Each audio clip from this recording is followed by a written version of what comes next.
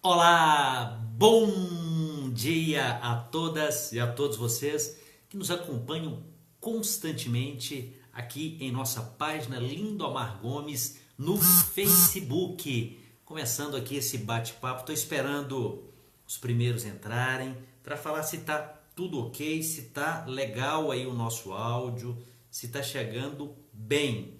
Então é uma alegria ter todas e todos vocês aqui nesse bate-papo hoje matinal, né? Hoje logo pela manhã aqui na nossa página para conversar um pouquinho sobre os principais assuntos da semana. Só esperando chegarem as primeiras pessoas para me falar aqui se o áudio está chegando bem, se está legal o retorno aí para a gente começar um bate-papo aqui bem interessante nesse domingão aqui na região metropolitana.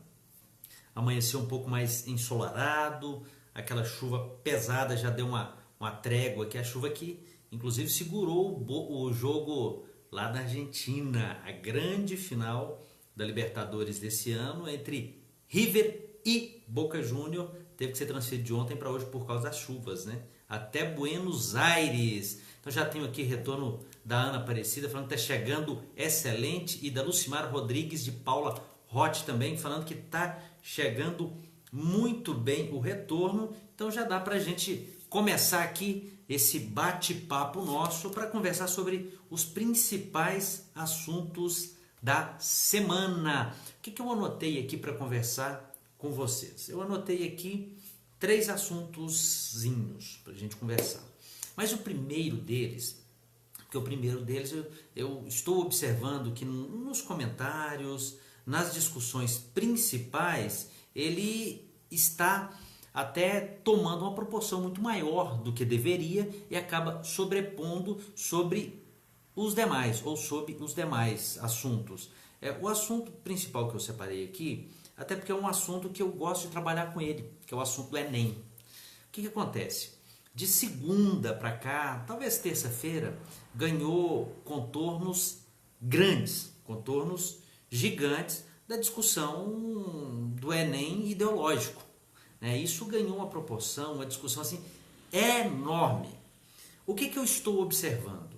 Estou observando isso muito no cenário político, no pré-eleitoral e durante o período eleitoral desse ano. Nós pegamos, pelo menos para mim, e aí respeito muito quem discordar, mas pelo menos para mim nós pegamos temas menores e transformamos esses temas em assuntos maiores. E claro, se a gente pega o tema menor e transforma ele num tema maior, ele vai ganhar uma proporção gigante. Lindomar, o que você está falando com isso? Digo, nós estamos pegando o Enem, tentando politizar ou partidarizar o Enem e com isso também transformar o professor em um vilão da nossa história. O que o Lindomar está querendo dizer? O que eu estou querendo dizer com isso? Que em vez da gente discutir os problemas educacionais, a falta de estrutura, a falta de segurança, a falta de uma remuneração, a falta de equipamentos, a falta de avançar na educação, nós estamos discutindo um problema pequeno. Pelo menos para mim é um problema muito pequeno. E se a gente pega esse problema pequeno e só repercute ele, só discute ele, nós esquecemos dos problemas maiores. Então, ou seja, se a gente pega o Enem, que para mim é uma das maiores revoluções de políticas públicas educacionais que nós tivemos nos últimos anos e transformamos ele em vilão, assim como estamos tentando transformar o professor em vilão, falando que os professores não podem ou devam fazer isso dentro de sala de aula, nós estamos menosprezando alguns, inclusive, direitos conquistados, que é o direito de cátedra. O que é o direito de cátedra? É a liberdade que tem o professor dentro de sala de aula escolher a melhor forma pedagógica de abordar sobre aquele assunto. Querem organizar movimentos, querem organizar coisas para criticar? Tudo bem, não tem problema. É livre a expressão ou livre a organização para a gente opinar ou até mesmo para desopinar sobre determinados assuntos. No entanto, a sociedade, nós não podemos repercutir esses problemas menores, tentar transformá-los em problemas maiores. Então, para mim, já estou opinando. Para mim, o Enem é uma grande conquista e a forma que a imprensa, determinadas pessoas passaram a tratar o Enem a partir de segunda, terça-feira, falando que o Enem é partidarizado, ele utiliza de métodos ideológicos, é uma forma da gente transformar isso num assunto maior e deixar de discutir realmente os problemas fundamentais da educação nesse país. E também isso acaba gerando mais o quê?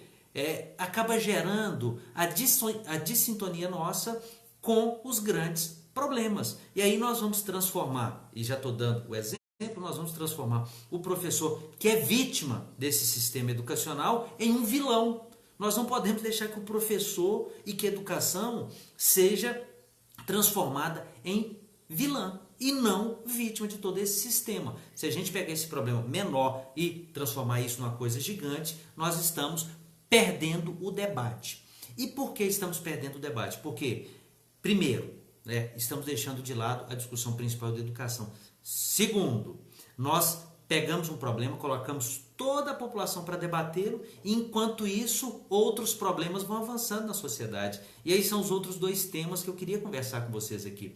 Reforma previdenciária e também o reajuste que teve do judiciário. Enquanto nós ficamos presos apenas nesse debate da questão do Enem, nós deixamos de lado e esquecemos que foi votado pelo Senado Federal o reajuste do judiciário e com isso tem um impacto direto em todos os outros salários, porque o salário do ministro do STF, ele é o teto do serviço público, ou seja, é teto para o pagamento do salário do deputado federal, do deputado estadual, dos vereadores, dos demais ministros que seja ministro, né, da União, sejam ministros dos tribunais superiores, sejam conselheiros do Tribunal de Contas, sejam desembargadores, sejam juízes nas primeiras instâncias. Então, ou seja, nós pegamos um probleminha, transformamos ele num problemão e ficamos a largo, deixamos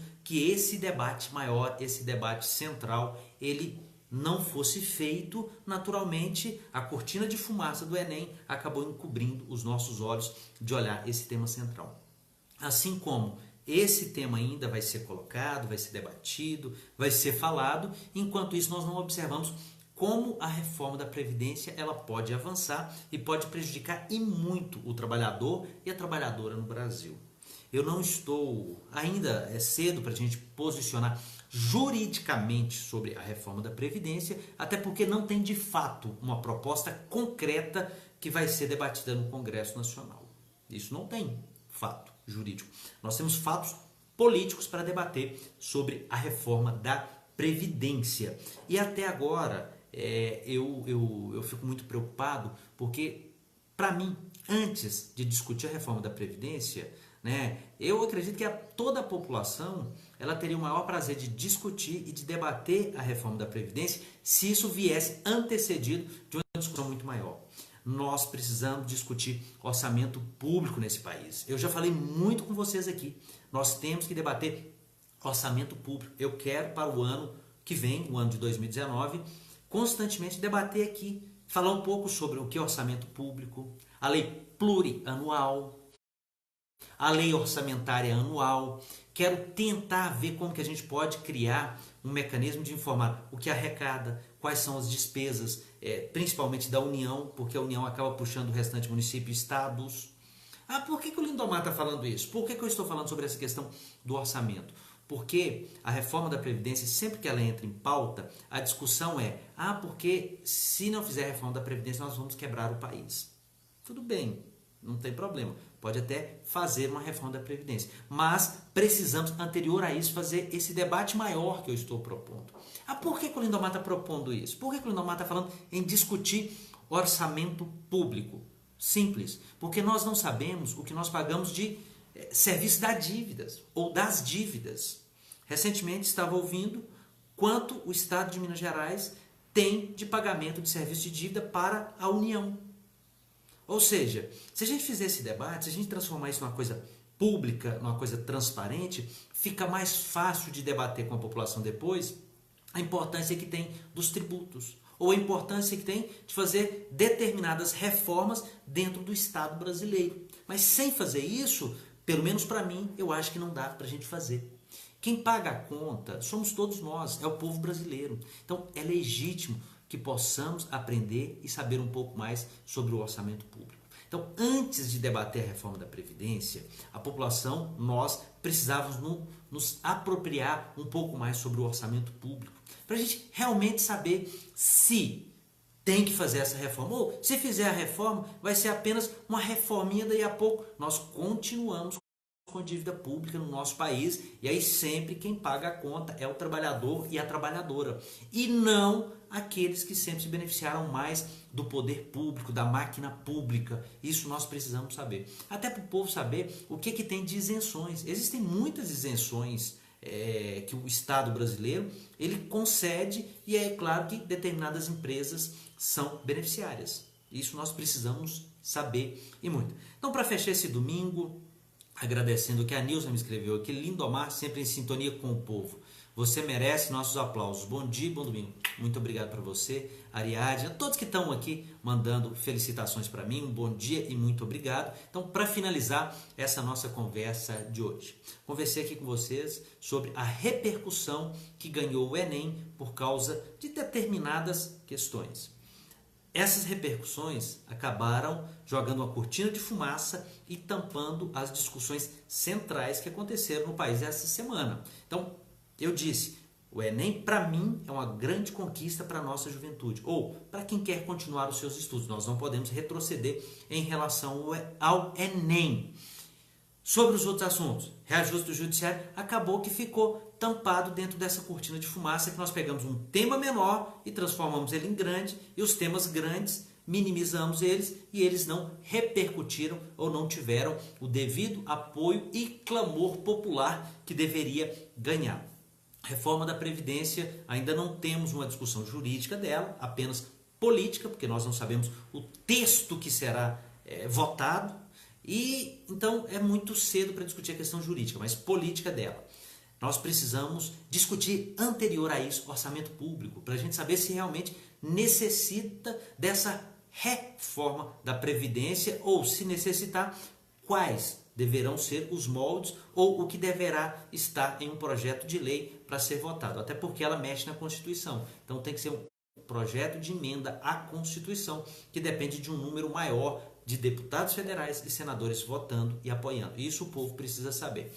Então, um abraço a todas e a todos vocês que estão nos acompanhando. Aqui o Marco Antônio já me escreve. Abraço, meu nobre. Sai da bola para ter uma aula de conhecimento. Sair da bola para ter uma aula de conhecimento. Ô, meu amigo, obrigado. Valeu pela participação. Pode voltar para a bola, já estou encerrando.